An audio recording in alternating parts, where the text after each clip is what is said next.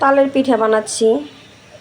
তালের জন্য বেশি পরিমাণে এখানে হচ্ছে চিনি ছাড়া লবণ আর চালের গুঁড়ি আটা দিয়ে তাল দিয়ে মেখে নিয়েছি। এখানে একটা ডো করে নিয়েছি,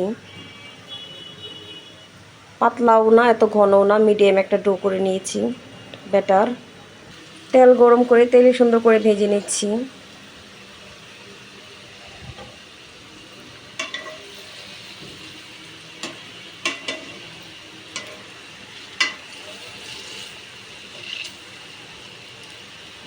তালের পিঠা এক একজনে এক এক রকম করে খায়, তো হঠাৎ করে এইভাবে খেতে ইচ্ছে করলো তাই বানাচ্ছি আর কি।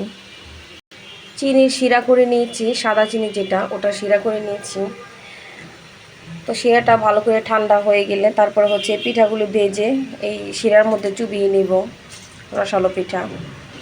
তো পিঠাগুলো সুন্দর করে এপিট ওপিট উল্টে পাল্টে সুন্দর করে ভেজে নিচ্ছি আমি। ভেজে নিয়ে তারপরে হচ্ছে দিব চিনির শিরায়।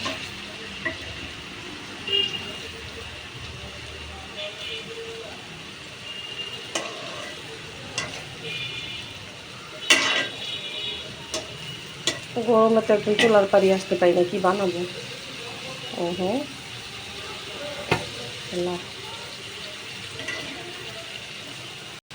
পিঠা ভাজা হয়ে গেছে, এখন উঠিয়ে নেব। তেলগুলো সুন্দর করে ছেঁকে উঠিয়ে তারপর হচ্ছে শিরার মধ্যে দিয়ে দিব।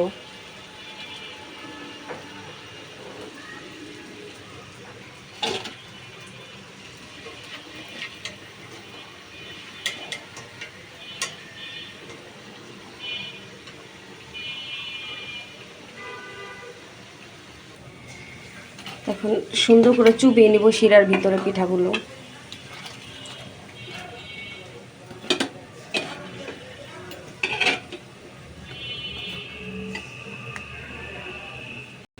তো এই তো পিঠাগুলো ভেজে সুন্দর করে শিরার ভিতরে দিয়ে চুবিয়ে নিয়েছি। মাশাআল্লাহ, পিঠাগুলো অসম্ভব মজা হয়েছে খেতে।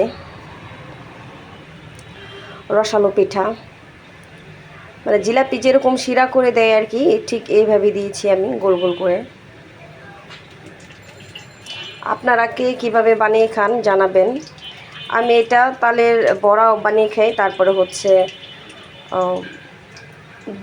দুধের গুঁড়া, নারিকেল, তারপরে চিনি সব কিছু একসাথে দিয়ে মেখে, তাল দিয়ে মেখে তারপরে সুন্দর তেলে ভেজে উঠিয়ে নেই ডালের বড়ার মতো, ওভাবে খাই।